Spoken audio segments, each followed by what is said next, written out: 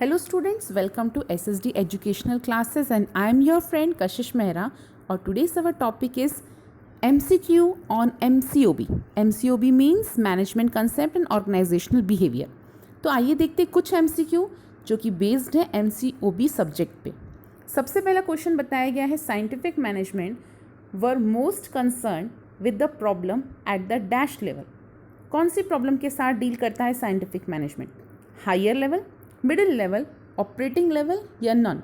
तो यहाँ पे राइट आंसर रहेगा ऑपरेटिंग लेवल, क्योंकि साइंटिफिक मैनेजमेंट के बारे में जब बताया जाता है तो तब हमने देखा था कि वो ऑपरेटिंग लेवल या फिर वर्कर्स के साथ डील करने वाले जो पॉइंट्स हैं उनके साथ ही वो सब सब्जेक्ट बताते हैं।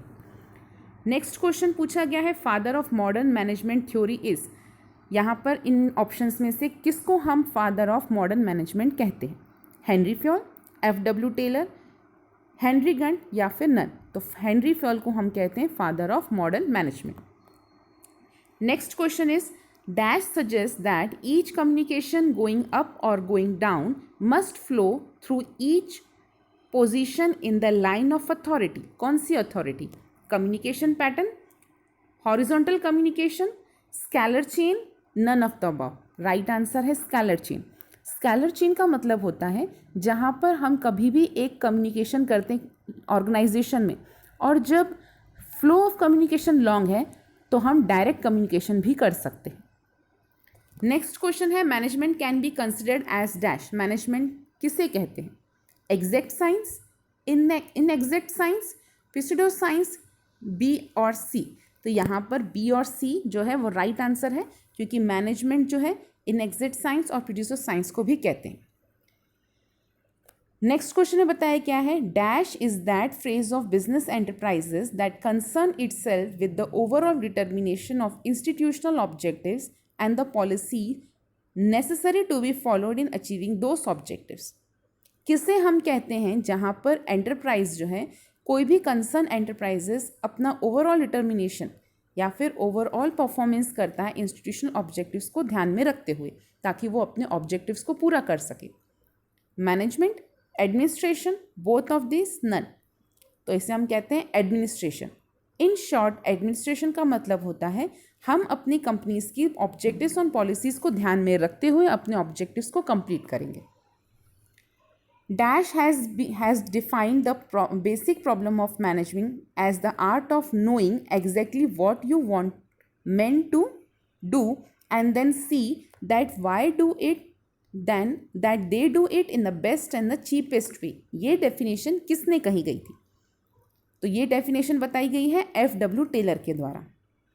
Next question says that according to the financial foremanship the speed boss, inspector, foreman and gang boss are instructed with the dash expects of work. यहाँ पर जितने भी फंक्शन फोरमैन हैं, वैसे तो आपको बताया जाए टोटल 8 फंक्शनल फोरमैन होते हैं, मतलब 8 आपके पास ऐसे बॉस या क्लर्क होते हैं जो आपके पूरे मैनेजमेंट को संभालते हैं। लेकिन ये जो मैनेजमेंट को संभाल रहे हैं वो किससे रिलेटेड काम कर रहे हैं? प्लानिंग से रिलेटेड, ऑर्गेनाइजिंग से, डूइंग मतलब जो काम अभी चल रहा है उससे रिलेटेड। तो राइट आंसर है डूइंग से related. Doing aspects of work, जो भी काम उस समय चल रहा है उससे रिलेटेड वो बता रहे हैं। Dash is undertake find out the one best way of doing the things. किसे हम कहते हैं कि अपने बेस्ट वे से डूइंग अपने काम को किया जा सकता है? जॉब एनालिसिस को। अगर हम बोलते हैं जॉब एनालिसिस का मतलब होता है कि जो हमें जॉब मिल रही है उसको किस तरीके से करना है, जब आपको पता चलता है तो उसे हम कहते हैं job analysis. The principle of unity of command is contrary to Taylor's. Taylor के किस यहाँ पे रूल के हिसाब से यूनिटी ऑफ कमांड कॉन्ट्रेडरी में चलता है? Rule of thumb, unity of direction, functional foremanship और नन ऑफ द अबव। तो राइट आंसर है functional foremanship. According to the principle Each group of activity with the same objective must have one head and one plan। कौन से principle के accordingly one head और one plan होना चाहिए? That is unity of direction. Everything which goes to increase the importance of subordinate role is. इनमें से कौन से ऐसा पॉइंट है जहाँ पर सबॉर्डिनेट का रोल इंक्रीज हो जाता है?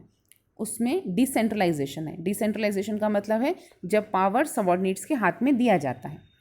The book Functions of Executives was written by Chester Bernard. School of Management recognized the existence of centralized body of knowledge for the management. यहाँ पर स्कूल ऑफ मैनेजमेंट, कौन सा स्कूल ऑफ मैनेजमेंट ऐसा है जो बताता है कि सेंट्रलाइज्ड बॉडी ऑफ मैनेजमेंट होनी चाहिए? वो है ऑपरेशनल स्कूल्स ऑफ मैनेजमेंट.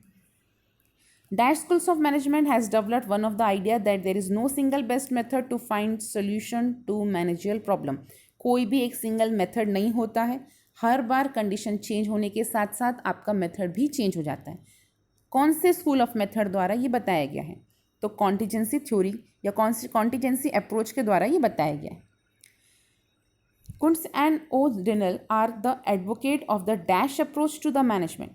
कौन सा approach of management? That is operational management के बारे में उन्होंने बताया था.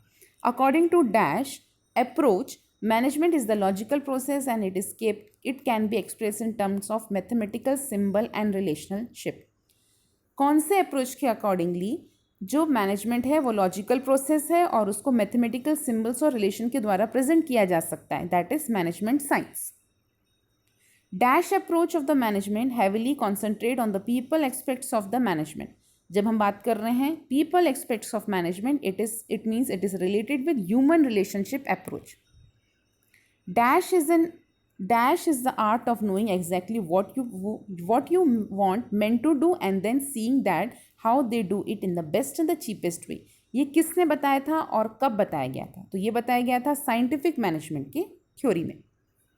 Dash is introduced to secure the benefit of divisions of labor or specialization at the supervising level under specific management. In points में से जो ऑप्शन दिए गए हैं इनमें से कौन सी चीज़ ऐसी है जहां पर हम देखते हैं डिवीजन ऑफ लेबर का फ़ायदा होगा और हर एक लेबर अपने काम में स्पेशलाइज्ड हो जाएगा और वो साइंटिफिक तरीके से काम कर पाएगा?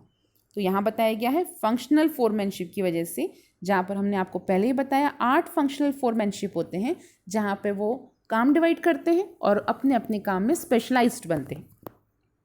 Dash help to determine a fair day work and rest period to complete it. तो यहाँ पे वर्क स्टडी के अकॉर्डिंगली ये लोग ऐसा कर सकते हैं.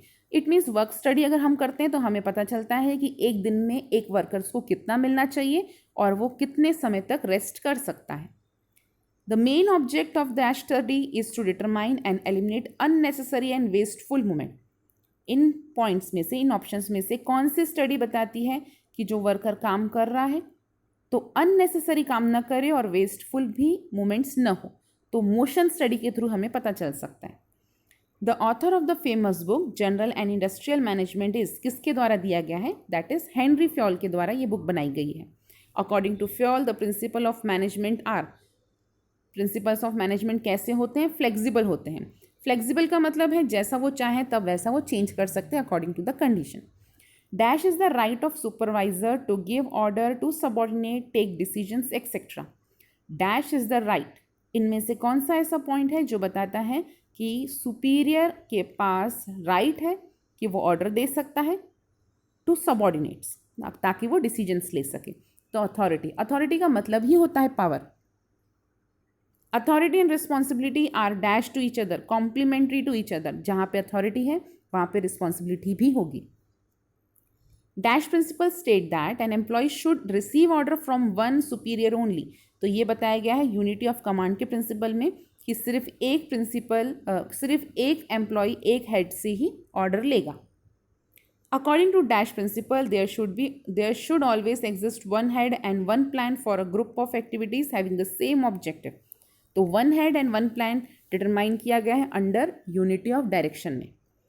Dash is highly suitable for large organization having large numbers of managerial personnel at different level.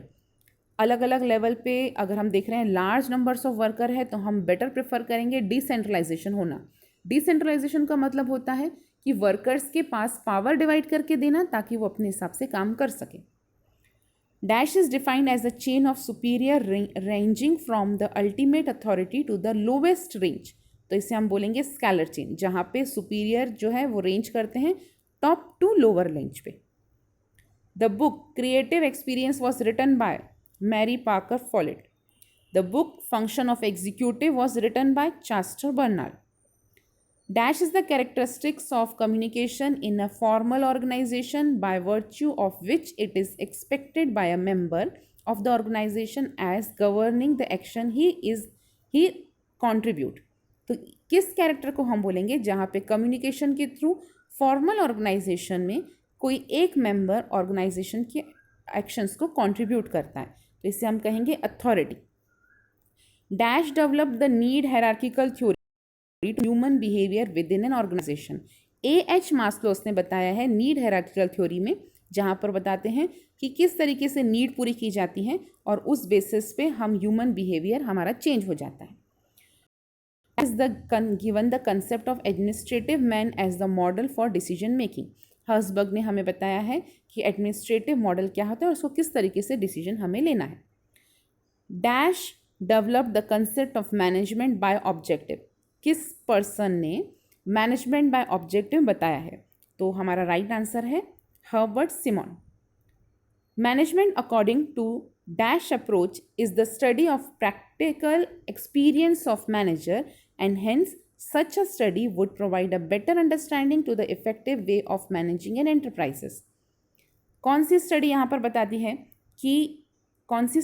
बताती है कि हमारा जो अप्रोच है वो प्रैक्टिकल एक्सपीरियंस के बेस्ड पे होना चाहिए और किस तरीके से हम अपने एक्सपीरियंस को ध्यान में रखते हुए अपने एंटरप्राइजेस को मैनेज कर सकते हैं.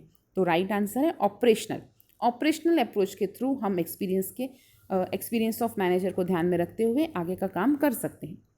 तो ये थे कुछ questions MCQ based on MCOB subject. Hope friends आपको हमारा वीडियो समझ में आया होगा. अगर कोई भी डाउट है तो आप कमेंट बॉक्स में पोस्ट कर सकते हैं और हम आपको और भी क्वेश्चंस प्रोवाइड करने वाले हैं इस टॉपिक से रिलेटेड. Thank you.